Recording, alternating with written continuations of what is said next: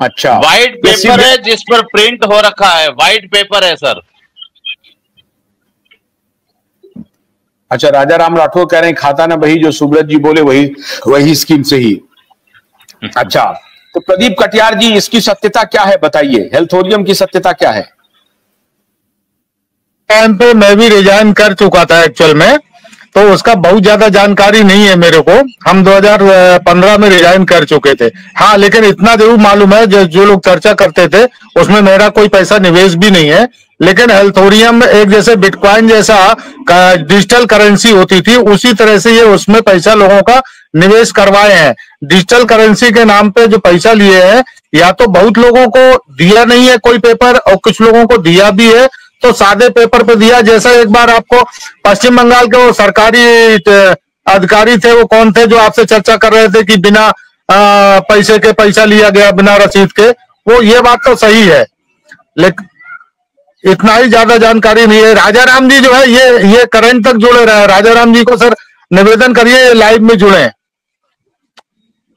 ये बहुत बड़े जी, ये सर बहुत बड़े इन्वेस्टर हैं। इनका कम से कम नहीं तो होगा 25 से 40 से 50 करोड़ रुपए।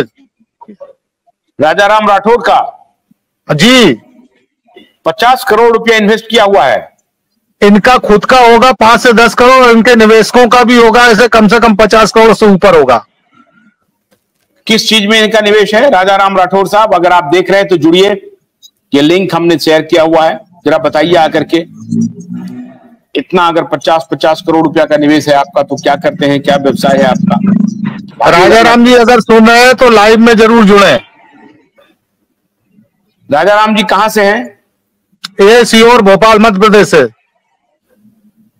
बाप रे बाप, मध्य प्रदेश में 50 करोड़ रुपए लोग जमा कर रहे हैं, बताइए।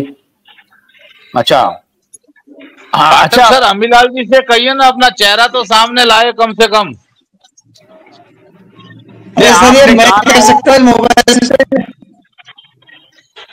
आपने अभी गाना सुनाया ना, पर्दा ना उठाओ पर्दा उठ गया तो भेद खुल जाएगा, और हम इनको सुना रहे हैं कि सांप छुपते भी नहीं सामने आते भी नहीं। ये है ये न पाठक जी न ही सामने आ रहे हैं। आदरणीय पाठक जी, 2 लोगों से और निवेदन करना चाहेंगे। ये लोग भी अगर शिव यादव जी हैं, ये एक और सज्जन है, ये लोग भी अपना मोबाइल अगर ऐसे से ऐसे घुमा ले तो इनका भी अच्छे से दिखने लग जाएगा। शिव यादव जी, आप अपना मोबाइल को लैंडस्केप ऐसे में रखा हुआ, ऐसे की जगह ऐसा कर लीजिएगा तो आपको भी सही से दिखने लग जाएगा। लैंडस्केप मोड पे कर लीजिए प्लीज, ऐसे लेकर के खड़े मत हो जाइए। अभी तो ऐसे कर लीजिएगा मोबाइल तो आपका भी सही दिखने लगेगा। यादव जी अगर आवाज सुन रहे हो, फ्रिज हो गया है यादव जी का। अच्छा, प्रदीप जी सुनिए, अभी बहुत सारे लोग ज्वाइन करेंगे। अभी तो बस शुरू किया है मैंने, अभी तो 21 मिनट ही हुआ है। प्रदीप जी ये बताइए कि सरकार ने विज्ञापन दे दिया। जी सर, सरकार ने विज्ञापन दिया कि हम पाई पाई लौटाएंगे। जी सर, पाई देखा ये विज्ञापन। इसका क्या मतलब है? इसका रिश्ता एसएफआईओ से है क्या? सीरियस फ्रॉड इन्वेस्टिगेशन से है क्या इसका रिश्ता? ये बताइए। इसका रिश्ता सर एसएफआईओ से बिल्कुल नहीं है। अभी जो माननीय अमित शाह जी ने झारखंड के चुनावी मौसम में जो इन्होंने कहा है कि हम लोगों का हेमंत सोरेन सरकार ने 10 साल से है, इन्होंने कुछ नहीं किया सहारा निवेशकों के लिए, और भाजपा सरकार इस बात की गारंटी लेती है कि निवेशकों का पाई पाई पैसा लौटाएंगे, ऐसा उन्होंने जो वहां पे कहा उसी का विज्ञापन पेपर में दे दिया गया है सर। लेकिन इसमें अमित शाह जी की ये टोटल जुमलेबाजी है सर। मैं 101% गारंटी के साथ कह सकता हूं, जब मध्य प्रदेश में चुनाव थे, मध्य प्रदेश, राजस्थान और छत्तीसगढ़ में, तभी भी माननीय अमित शाह जी ने ऐसा कहा था। एक मिनट रुकिए। नहीं, बिल्कुल नहीं। मैं आपको दावे के साथ कहता हूं। जी बोलो। अमित शाह जी की कोई जुमलेबाजी नहीं है। एक बात को मानिए आप। देखिए 2-3 बात पर आपको भरोसा करना पड़ेगा। कैसे, मैं बताता हूं आपको। जी, 370 को सरकारें आई गई, खून की नदियां बहेंगी, तिरंगा उठाने वाला कोई नहीं होगा। ठीक है। कैसी कैसी बातें कही गई। खून की नदियां हालांकि अभी भी बह रही है जम्मू कश्मीर में अभी भी, क्योंकि वो जो आतंकवादी हैं अपने मंसूबे में कामयाब हो रहे हैं। ठीक है। कही गई, लेकिन 370 हटाना, हट गया ना। इसलिए कह रहा हूं हट गया। विश्वास कीजिए इस पे। इसके लिए पाठक जी मैं भी थोड़ा एक निवेदन करना चाहूंगा। भाजपा का मैं जिस तरह से आलोचना करता हूं, कोई सख्ती नहीं कर सकती, मैं करते रहा हूं, लेकिन मैं इस मुद्दे पर आपको कह रहा हूं कि आप भाजपा पर विश्वास करिए। क्यों करिए? क्योंकि भाजपा का 2-3 ट्रैक रिकॉर्ड में बताता हूं। कहा कि हम 370 हटाएंगे, हटा दिया। सरकार नहीं बनी है भाजपा की कोई जम्मू कश्मीर में, नंबर 1। नंबर 2, कहा कि हम 3 तलाक हटाएंगे, हटा दिया। नंबर 3, अभी कांग्रेस वाले कहते थे कि मंदिर वहीं बनाएंगे, तारीख नहीं बताएंगे। ठीक है। अब इन्होंने मंदिर भी बना दिया और तारीख हल्ला करके, जोर जोर से बोल करके कि 22 जनवरी 2024 को बनाएंगे, 22 जनवरी 2024 को उद्घाटन करेंगे। हल्ला करके पूरी दुनिया को बता करके, देश नहीं पूरी दुनिया को बता करके तारीख भी बताया, सब कुछ किया और मंदिर भी बनवा दिया। तो ये 3 चीजें ऐसी हुई हैं जिसको लेकर के आप भरोसा, बाकी चीजों पर भरोसा ना भी करें तो आप।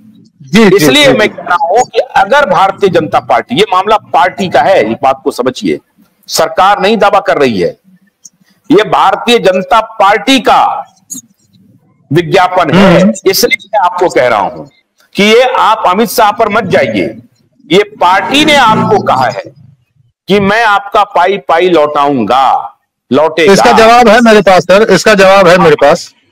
तो मैं वही कह रहा हूं कि पार्टी ने जब ये घोषणा दे कर दिया और विज्ञापन छाप दिया, नाम ले लिया, तो मैं नहीं समझता हूं कि उससे पीछे हटेगी। और मैंने जो आपको कहा एसएफआईओ का इससे क्या रिश्ता है, ये मैं आगे बताऊंगा, आप बोल लीजिए। अब आप बोलिए।